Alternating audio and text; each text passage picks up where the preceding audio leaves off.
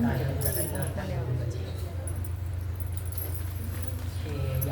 ವ್ಯಾಸರಾಜತೀರ್ಥ ಗುರುಗಳು ಅವರ ಶ್ರೀಪಾದಗಳಿಗೆ ನಮಸ್ಕರಿಸಿ, ನನ್ನ ಗುರುವಾದ ಶ್ರೀಮತಿ ಪರಿಮಳ ರಾಘವೇಂದ್ರ ಅವರಿಗೆ ನಮಸ್ಕರಿಸಿ, ಅವರದು ಅನುಗ್ರಹ ಆಶೀರ್ವಾದದಿಂದ ನಾನು ಯಥಾಮತಿ ಸ್ವಲ್ಪ ಹೇಳಕ್ಕೆ ಅದಕ್ಕೂ ಅನುಕೂಲ ಮಾಡಿಲ್ಲ.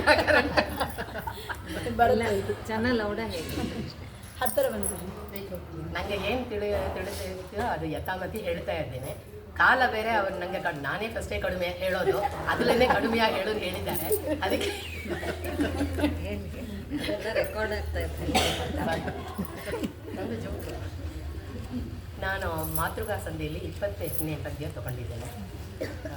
ತೋರು ಚಕ್ರದಲ್ಲಿ ಹಿಂಗಾರ ನಾಮಕ ಸಂಕದಲ್ಲಿ ಪ್ರತಿಹಾರ ಗದೆಯಲ್ಲಿ ನಿಧನ ಪದ್ಮದಲ್ಲಿಪ್ಪ ಪ್ರಸ್ತಾವ ಕಾರುಣಿಗಣು ಗೀದ ನಾಮತಿ ಮಾರಮಣನ ಐರೂಪ ಶಂಕಾರಿ ಮೊದಲಾದ ಆಯುಧಗಳು ಸ್ಮರಿಸುಧರಿಸಿದರು. ಮಾತೃಕಾ ಎಂದರೆ ಅಕ್ಷರಗಳು. 51 ಅಕ್ಷರಗಳ ಪ್ರತಿಪಾದ್ಯನಾದ ಪರಮಾತ್ಮ ನಮ್ಮ ದೇಹದಲ್ಲಿ ಆಯಾಯ ರೂಪದಲ್ಲಿ ಇದ್ದು ಏನೇನು ಕೆಲಸ ತತ್ವ ಅಭಿಮಾನಿ ಅಂತರ್ಗತ ಮುಖ್ಯ ಪ್ರಾಣ ಅಂತ ಅಂತರ್ಗತ ಅವನೇ ಇದ್ದು ಎಲ್ಲ ಕೆಲಸನೂ ಮಾಡಿಸಿಕೊಳ್ಳುತ್ತಾನೆ. ಮಾತಾ ಇವ ಮಾತೃಕ. ಅಕ್ಷರಗಳು ತಾಯಿಯಂತೆ. ಅಕ್ಷರಗಳಿಂದಲೇ ಜ್ಞಾನ ಲಭಿಸುವುದು ಸಾಧ್ಯ. ಅಕ್ಷರಗಳಿಂದಲೇ ಪದಗಳಿಂದಲೇ ವಾಕ್ಯಗಳಿಂದಲೇ ಓದಿ ಜ್ಞಾನ ಪಡೆಯುವುದು ಸಾಧ್ಯ. ಈ ಪದ್ಯದಲ್ಲಿ ದಾಸರು ಪರಮಾತ್ಮದ 5 ಆಯುಧಗಳಲ್ಲಿ 5 ರೂಪದ ಚಿಂತನೆ ಹೇಳ್ತಾರೆ. ನರಸಿಂಹನ ರೂಪ, ಸಾಮೋಪಾಸನ ರೂಪ 5, ಎಲ್ಲವೇ 5 ಅದು ಹೇಳ್ತಾರೆ. 5 ಲಕ್ಷ್ಮೀರಮಣನ ರೂಪಗಳನ್ನು ಹೇಳಿ ರಮಣನ ರೂಪಗಳಿಂದ 5 ಅಜ್ಞಾನವನ್ನು ಸುಟ್ಟು ಭಗವಂತನ ಪಾದದಲ್ಲಿ ನಮ್ಮ ಮನಸ್ಸನ್ನು ಹೇಗೆ ಕೊಡಿಸಬೇಕು ಅಂತ ಕೇಳಿಸು.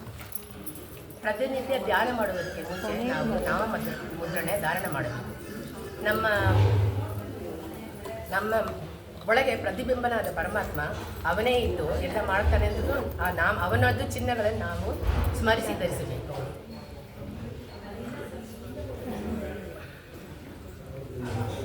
ಚಕ್ರದಲ್ಲಿ ಇರುವ ರೂಪ ಹೀಂಕಾರ ನಾಮಕ ಪರಮಾತ್ಮ.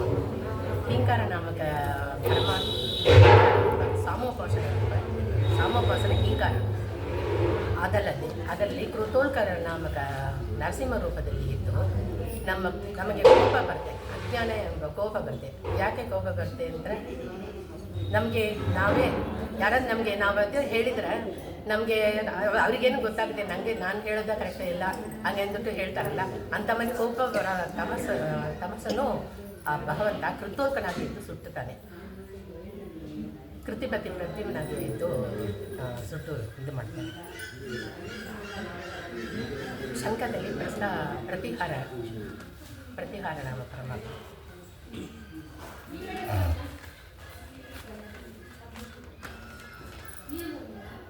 ಪ್ರತಿಹಾರ ನಾಮ ಪರಮಾತ್ಮ ಮಹೋಲ್ಕ ನರಸಿಂಹ ರೂಪದಲ್ಲಿ ಇದ್ದು ಸಾಮೋಪಾಸನ ರೂಪ ಪ್ರತಿಹಾರ. ಮಹೋಲ್ಕ ಅಂದರೆ ನರಸಿಂಹ ರೂಪ. ಅಂಜಾನವನ್ನು ಸುಡುತ್ತಾರೆ. ಮೋಹ ಹೆಂಗೆ ಬರುತ್ತೆ ಅಂದರೆ ತಪ್ಪು ತಿಳಿವಳಿಕೆ. ನಾವು ಮಾಡೋದೇ ಕರೆಕ್ಟು, ನಾವು ಮಾಡೋದು ಮೋಹ ಬರುತ್ತೆ ಎಲ್ಲ ಮೇಲೆ. ಅದೆಲ್ಲ ಸರಿ ಇಲ್ಲ ಅಂದ್ಬಿಟ್ಟು ಅವನೊಂದು ಆ ರೂಪದಲ್ಲಿ ಕೊಡುತ್ತಾನೆ. ಗದಾದಲ್ಲಿ ನಿಧನ ಸಾಮೋಪಾಸಕ. ವೀರೋಲ್ಕ ನರಸಿಂಹನಾಗಿ ಮಹಾಮೋಹ ಅಜ್ಞಾನ ಸುಡುತ್ತಾನೆ. ಮಹಾಮೋಹ ಅಂದರೆ ಏನೇನು ಬೇಡ, ಇದೆಲ್ಲ ಬೇಡ, ಅದೆಲ್ಲ ಇಲ್ಲ, ಬೇಡದೆಲ್ಲ ನಾವು ಇದು ಮಾಡಿಕೊಂಡು ಮಾಡೋದೇ ಮಹಾಮೋಹ. ನಾವು ಮಾಡೋದೇ ಕರೆಕ್ಟು, ನಾವು ಮಾಡೋದೇ ಇದೊಂದು ಬಿಟ್ಟು ಎಲ್ಲ ಹೇಳ್ತೀವಿ, ಅದು ಅಂಥ ಮರಿ ಇದು ಮಾಡ್ತಾರೆ. ಅದು ಜಯಪತಿ ಸಂಕಷ್ಟರು ಪರಮಾತ್ಮನಾಗಿ ಮಾಡ್ತಾರೆ. ಪದ್ಮದಲ್ಲಿ ಪ್ರಸ್ತಾವ ಸಾಮೋಪಾಸಕ. ದ್ಯುಲ್ಕ ನಾಮಕ ಪರಮಾತ್ಮ ನರಸಿಂಹ ರೂಪನಾಗಿ ತಾಮಿಸ್ರ ಅಜ್ಞಾನವನ್ನು ಸುಡುತ್ತಾನೆ.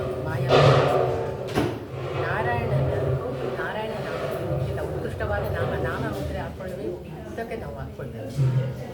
ಉತ್ಕೃಷ್ಟವಾದ ನಾಮ ಅವನೇ ಒಂದು ಲಕ್ಷ್ಮೀಪತಿ ನಾರಾಯಣನಾಗಿದ್ದು ನಮ್ಮ ಸಹಸ್ರ ಸೂರ್ಯ ಕಿರಣಗಳಿಂದ ನಮ್ಮ ಇದು ಅಜ್ಞಾನವನ್ನು ಸುಡುತ್ತಾರೆ. ಅಂಥ ತಾಮೆಸ್ರ ಅಜ್ಞಾನವನ್ನು, ಅಂಥ ತಾಮೆಸ್ರ ಅಂತ ನಮ್ಗೆ ಆಗ ಇದು ಇಲ್ಲಂದ್ರೆ ಅವರಿಗೆ ಕೊಲೆ ಮಾಡೋ ತನಕ ನಮ್ಮ ಬುದ್ಧಿ ಆಗದೆ ಹೋಗುತ್ತೆ ಅಂತ ಮರಿ ಬುದ್ಧಿಯಲ್ಲಿ ಅವನು ಇದೇ ಹಿರಣ್ಯಕಶಿಪು ಪ್ರಹ್ಲಾದನಿಗೆ ಅವನೊಂದು ಪ್ರಹ್ಲಾದನ ಎಷ್ಟು ಹೇಳಿದ್ರು ನೀನು ಸ್ವತಂತ್ರ ಕರ್ತ ಇಲ್ಲ ನಿನ್ನೊಳಗೆ ಇದ್ದು ನನ್ನೊಳಗೆ ಇರೋ ಪರಮಾತ್ಮ ನಿನ್ನೊಳಗೆ ಇದ್ದು ಮಾಡ್ತಾನೆ ಹಾಗೆ ಹೇಳೋದ್ರೆ ಅವನು ಏನು ಕೇಳಲಾಗ ನಾನೇ ದೊಡ್ಡವನು ನನಗೆ ಎಲ್ಲ ಮಾಡಬೇಕು ಅಂತ ಅವನು ಹೇಳೋ ಇದೆ ಅದು ಅಂತಂತಾಗ ಸರ್. ಅದಕ್ಕೆ ಅವನಿಗೆ ಒಂದು ಪರಮಾತ್ಮನ ಜೊತೆ ಜಗಳ ಮಾಡಿ ಅವನಿಗೆ ಒಂದು ಸಂಹಾರ ಮಾಡ್ತೇನೆ, ನರಸಿಂಹ ರೂಪನಾಗಿ ಸಂಹಾರ ಮಾಡ್ತೇನೆ. ಈ ಥರ 5 ವಿಧ ರೂಪಗಳನ್ನು ನಾವು ನಿತ್ಯದಲ್ಲಿ ಧ್ಯಾನ ಮಾಡೋ ಸಮಯದಲ್ಲಿ ಸ್ಮರಿಸಿ ಧರಿಸ್ತಾ ಇದ್ದೇವೆ ಎಂದು ನಾನು ಸಮರ್ಪಣೆ ಮಾಡ್ತೀನಿ.